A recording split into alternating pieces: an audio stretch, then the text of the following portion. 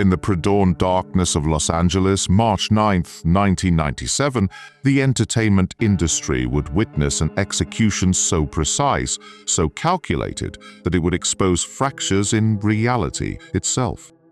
What appeared to be a simple drive-by shooting would reveal layers of conspiracy, supernatural premonitions, and evidence that suggests forces beyond human comprehension were at work. The death of Christopher Wallace, known to the world as the Notorious B.I.G., represents more than the loss of a hip-hop legend. It marks the moment when the boundary between our world, something far more sinister, became impossibly. But before we reveal what happened, make sure you're subscribed to our channel.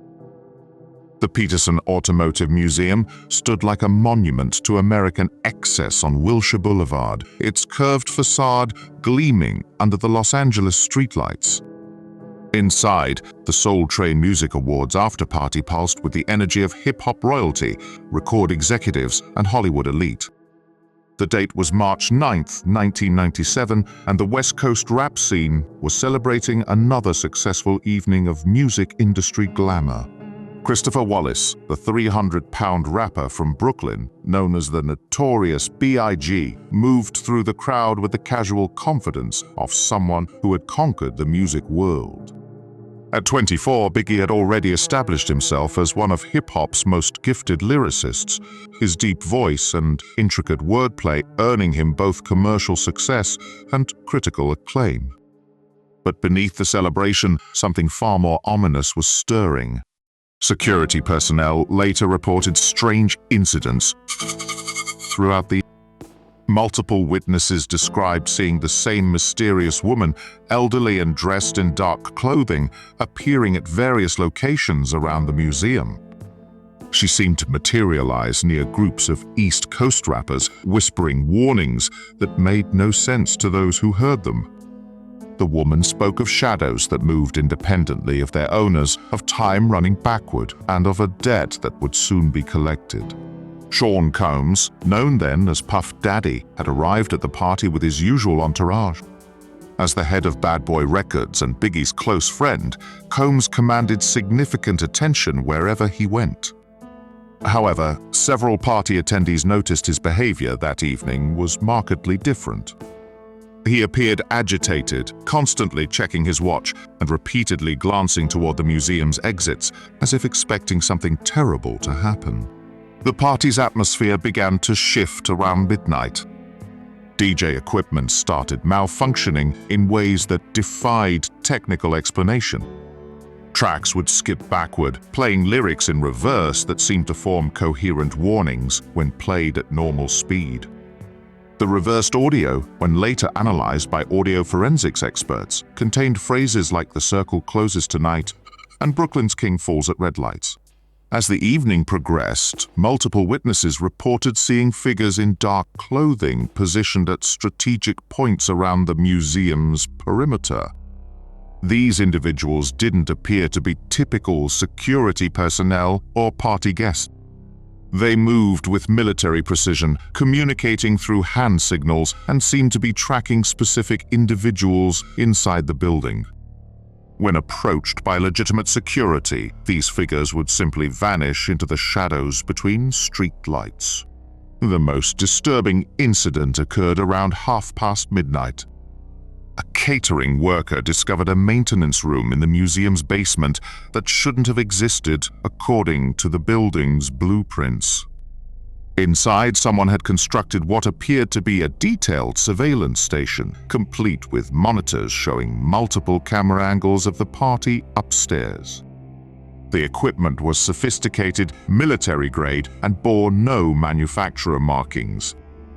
More unsettling were the photographs pinned to the walls showing Biggie at various locations around Los Angeles over the previous weeks, often with red X marks drawn across his face.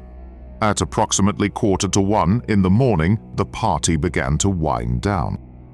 Biggie, despite the urging of several friends to leave through a back exit, insisted on walking out the main entrance. Witnesses later described his demeanor as unusually resigned, as if he had accepted some inevitable fate. He moved slowly through the crowd, shaking hands and embracing friends with an intensity that seemed almost final. The convoy of vehicles that left the Peterson Museum consisted of 3 cars.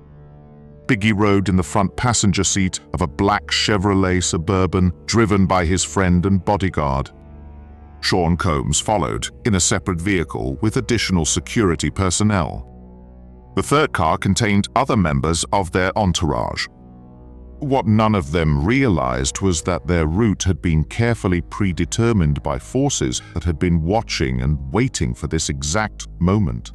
As the convoy traveled north on Fairfax Avenue, approaching the intersection with Wilshire Boulevard, several witnesses reported seeing the same mysterious woman from the party standing on the corner. She was holding what appeared to be an antique pocket watch, and as each vehicle passed, she seemed to be counting down. The street lights in the area began behaving erratically, cycling through their normal sequence at accelerated speeds, creating a strobe effect that disoriented drivers and pedestrians alike. The traffic light at Wilshire Boulevard turned red, forcing the convoy to stop. In those final moments, multiple witnesses described a phenomenon that defied rational explanation. The ambient sounds of the city, the hum of traffic, the distant music from late-night establishments all gradually faded to complete silence.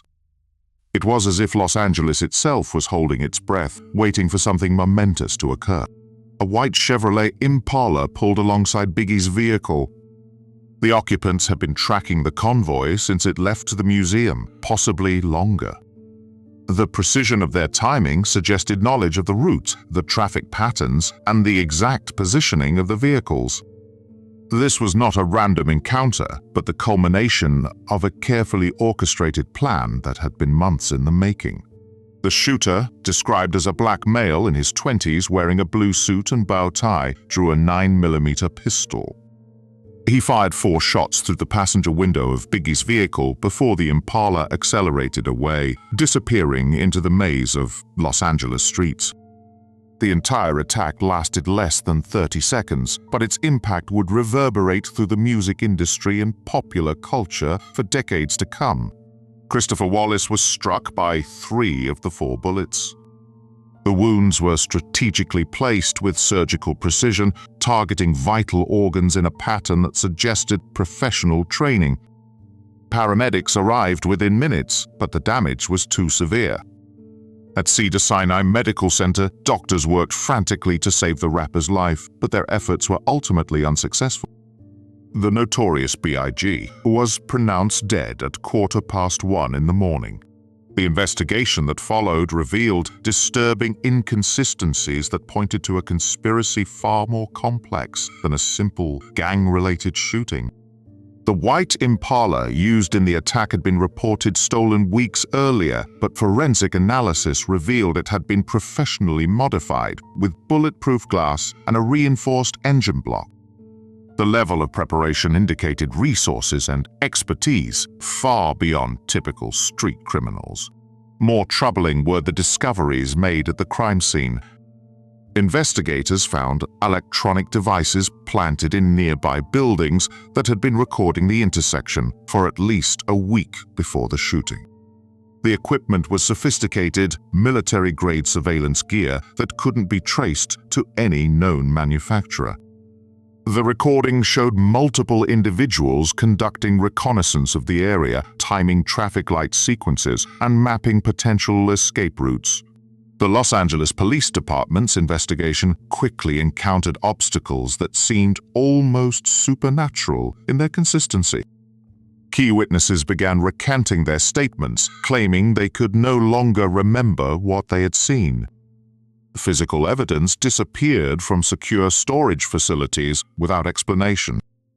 Even more disturbing, several investigators reported experiencing vivid nightmares featuring the same elderly woman from the party, warning them to abandon their pursuit of the truth. Forensic analysis of the bullets revealed another layer of mystery. While the projectiles were standard 9mm rounds, they had been modified with unusual markings that served no ballistic purpose. When examined under electron microscopy, these markings formed symbols that resembled ancient protective wards, as if someone had attempted to imbue the ammunition with supernatural properties. The most chilling discovery came from audio analysis of the 911 calls made immediately after the shooting.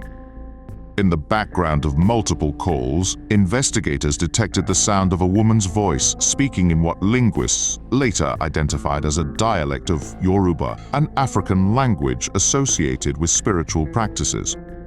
The words, when translated, formed a ritual chant used in ceremonies to guide souls from the physical world to the afterlife.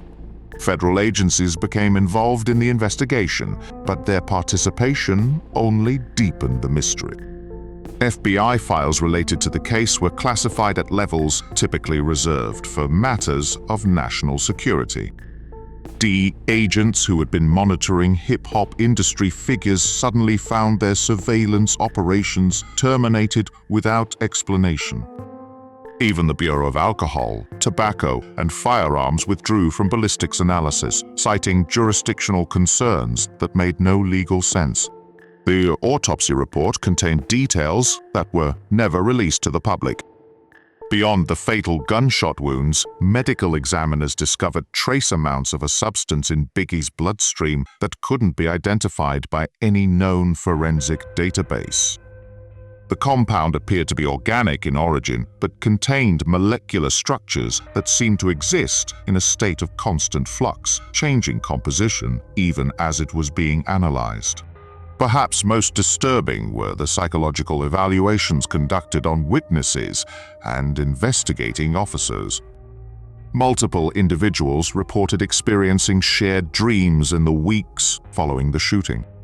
These dreams always featured the same scenario: Biggie standing in an empty recording studio, repeatedly performing his song Ready to Die while shadowy figures watched from the control booth. The dreams would end with the sound of gunshots, and dreamers would wake to find their windows covered in condensation that formed words in languages they didn't recognize. The investigation officially went cold after 18 months, but unofficial inquiries continued for years. Private investigators hired by Biggie's family discovered connections to a network of individuals with ties to law enforcement, the music industry, and organizations that officially didn't exist. Every lead eventually terminated in dead ends that seemed almost impossibly convenient, as if reality itself was being manipulated to prevent the truth from emerging.